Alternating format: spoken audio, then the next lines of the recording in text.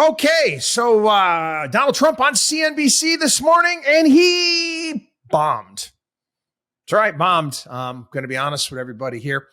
CNBC panel, I think Becky Quick was not there this morning. Melissa, who else? Jay Clayton was on there as well. Michelle Lee was on as well. But we also had the usual Joe Kernan on there and Andrew Ross Sorkin on the left. Anyway, and I have mentioned here before, I think they do a pretty darn good job on CNBC Squawk Box in the morning when it comes to news. I'm going to talk about Trump and some of the statements that he made, because, again, a lot of people's heads are spinning at this point. I mean, these are dyed-in-the-wool super Trumpsters over the course of this weekend are like, what? What are they? What does he say? What is he doing? Let's go back to last week where Donald Trump was touting his COVID vaccines. So he had Alex Jones freaking out over that. Myself, I'm not freaking out over it. I mean, again, it's Trump. Anything that he says, he's never, according to Donald Trump, he's never done anything wrong in his entire life. Everything he's done has been perfect and wonderful and great. And honestly, the vaccines were not safe. And that's being proven true as we gather more and more information. And I'm sorry, you can't argue with me. I know it firsthand. Let's just leave it at that. Anyway, the next thing, actually got Mark Levin upset. You got Steve Bannon upset. Donald Trump has flip-flopped on TikTok. I for one, I could give a darn about TikTok. I'm not on TikTok. So they're saying that the Chinese are data collecting via TikTok. I don't know. Maybe they are. Do something about it. But Trump met with the hedge fund manager, this fella by the name, what is his name again? I'll get it here in a second. Jeff Yass. Jeez, sorry about that. Jeff Yass, and met with him. He's got some, I don't know how many billions of dollars invested in TikTok. And all of a sudden, Donald Trump has changed his tune. He was asked about it on CNBC this morning. And he said that the greater, in essence, I'll paraphrase, a greater enemy out there is Facebook. He said that Facebook is the enemy of the state, and that if you ban TikTok, then it's going to make Facebook and Mark Zuckerberg, or what do you call him, Zucker Schmuck or something like that, stronger. Okay. Again, this is conflicting with Republicans right now that have actually come out and supported Donald Trump, because there's a bill in front of Congress that would ban TikTok. Republicans are for it, and Joe Biden said he'd sign it. So I don't know. Again, the Republican Party, the left part of their so-called brain is not talking to the right part of their so-called brain. Who knows what's going on? But again, you got dyed-in-the-wool Trump supporters, none too happy about this. Kellyanne Conway, it looks like she is lobbying on behalf of TikTok right now, making the phone calls. Again, going to an underlying lesson of life that you all need to know is that not all, okay, it's not absolute, but 99% of politicians and people who work in Washington or work for candidates are whores. Or except that, not in the traditional sense that, the world's oldest profession, but in essence, the world's oldest profession. They'll do anything for money. But I actually got greater respect for hookers than I do most of these politicians, quite frankly. And anyway, neither here nor there. Tariffs. Trump talked at length. He was questioned by Andrew Ross Sorkin. And again, Andrew is a left of center guy. Cool, collected in the interview, talking about asking Donald Trump about tariffs, and came across as a bit of word salad from Donald Trump. I agree with Trump's points. I agree with Trump's points when it comes to, again, if they're putting tariffs on us, then we have to retaliate in kind.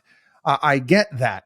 But Andrew asked this question, and this is what's going to happen. 10% across the board tariffs is moronic. Various studies being put out there say it's going to cost the average American family $2,000 a year. And Donald Trump's response to that was, well, we'll think about lowering taxes somewhere to make up for that. Faceplant. Many people can handle that not many, but a large swath of the country can handle that extra $2,000 a year, even though we don't like to do so.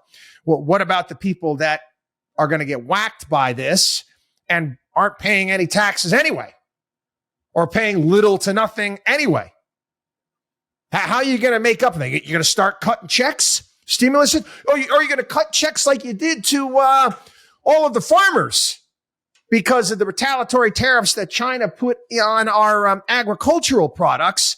So again, you put tariffs on China, then you had to turn around and bail out the farmers because of the tariffs that you put on China. Again, dumb. And this is Econ by Harry and Lloyd. Dumb and dumber. He mentioned this as well, and this is when they were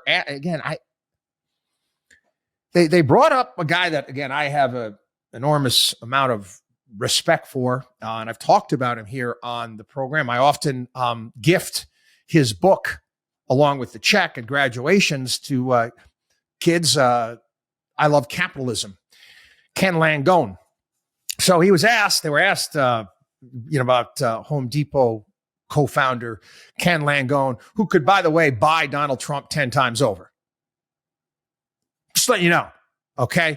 Ken Langone buy Donald Trump 10 times over. One of the founders of Home Depot. A month and a half, 2 months ago, Ken Langone was on Squawk Box, and he talked about his worries about Trump, that it's going to be 4 more years of getting even.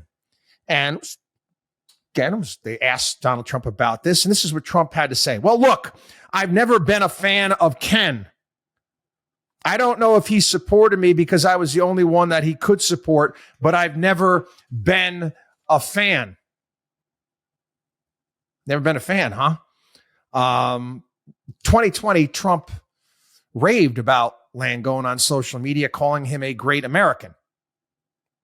During COVID, they were in contact in regards to the coronavirus pandemic. Ken Langone is heavily involved now in healthcare. In fact, Ken Langone made a nice donation to NYU Medical, where now if you get into NYU Med School, you go for free, courtesy of Ken Langone. Anyway, Langone gave $100,000 to Trump's 2017 presidential inaugural committee. Again, Langone did donate $500,000 last year to a pro-Haley super PAC. And again, I'm not a supporter of Haley, which is fine. I mean, again, Langone wants to support Haley, wants to support Haley. Let's be honest here. Ken Langone, like I said, could buy Trump 10 times over. Ken Langone came from nothing, immigrant parents. Here on Long Island, built up his entire business on himself. It's a true success story. And you're not a fan of Ken Langone. Why would you go on CNBC and say something like that to all of people like myself who happen to look up to guys like Ken Langone? Because we know what they've done and what they've built and the jobs that they've created. And in that same exchange, Donald Trump also admitted that he's not a conservative. So he's not a conservative. He says, I'm for common sense. People say you're conservative. I'm not conservative. You know what I am. I'm a man of common sense. And a lot of conservative policies are common sense. Go back. You don't want to take my word for it. Actually, I suggest reading the transcript. They haven't posted. I haven't been able to get the entire clip in its entirety posted. They've got various different ones that are out there. Go see for yourself. Go see for yourself. Yeah, I don't know what what the former president is thinking at this point in time over TikTok, what's happened this past weekend, what he's saying, what he's going on CNBC. Again, they also talked about the budget and spending and entitlements as well. And again, Trump gave a whole bunch of word salad that didn't make sense. The Biden administration took a bit out of context, of course, posted it out there talking about, basically Biden tweeted out, not on my watch.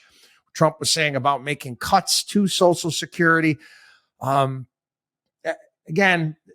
I don't understand. I don't think that the Donald Trump is going to win being going after Joe Biden and the issues with Joe Biden and going after his age and all of these other things. I don't think that's a winning formula. You're going to have to come up with something. I understand you're going to continue to talk border. That's a huge issue with the American people. No doubt about it. That is a major issue that's going to resonate with many people, but it's got to be a little bit more than that. It really does.